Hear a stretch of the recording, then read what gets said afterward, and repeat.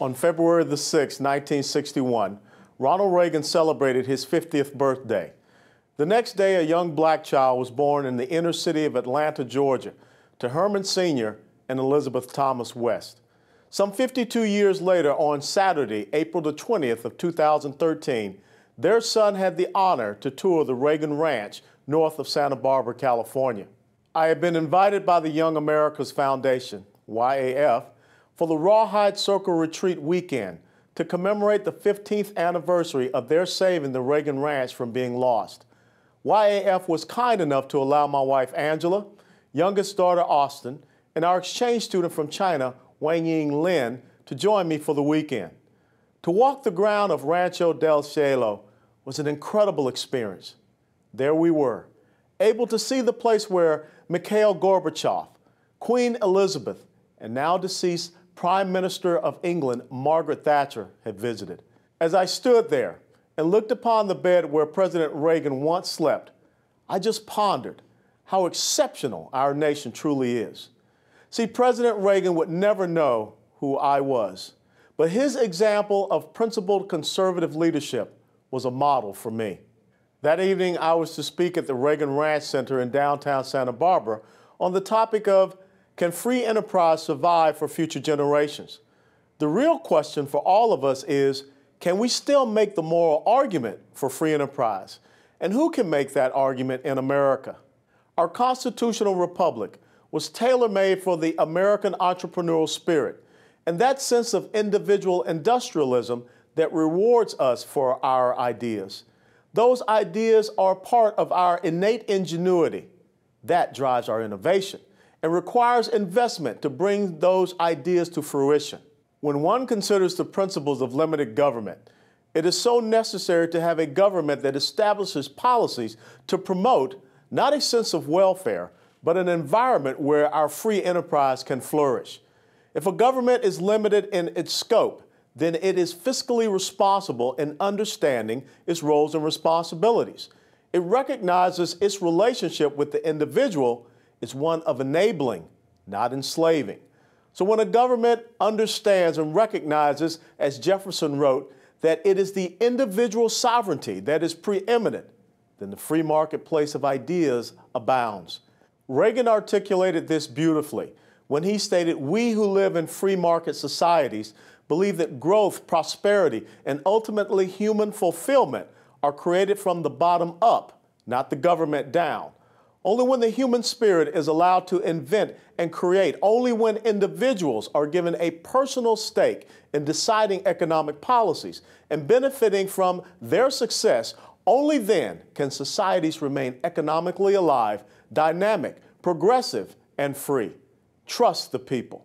This is the one irrefutable lesson of the entire post-war period, contradicting the notion that rigid government controls are essential to economic development.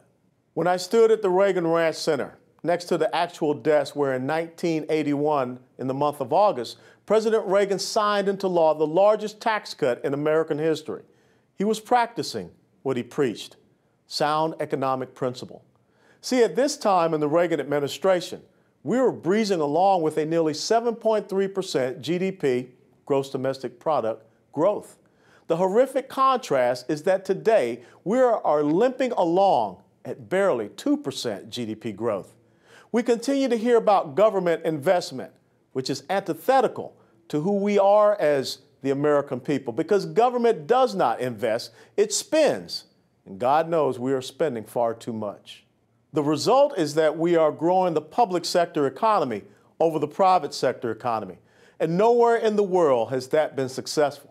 What it does result in is higher debt and extraordinary deficits, which is what we have experienced in these past 4 years.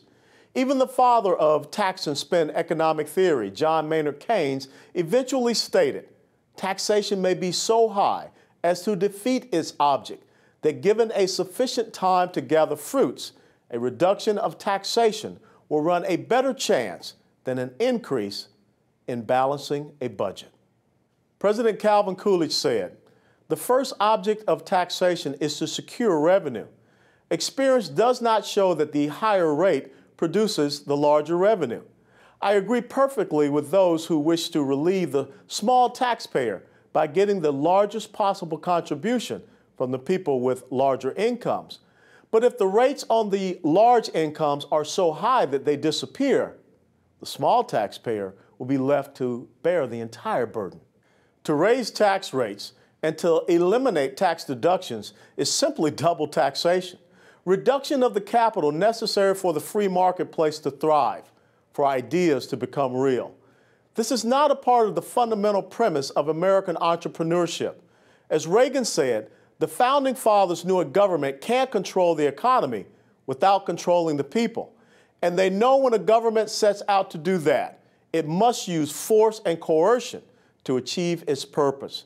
So we have come to a time for choosing. The choice is clear. Opportunity society versus dependency society. Economic growth versus economic servitude. Free market versus nationalization of production. Wealth creation and expansion versus wealth redistribution. Private sector expansion versus public sector encroachment. Individual ingenuity, innovation, and investment versus government crony venture capitalism. Can free enterprise survive for future generations? Yes, it can. But the next generation will require America to seek out and find the next simple American of principle. 21st century, Ronald Reagan.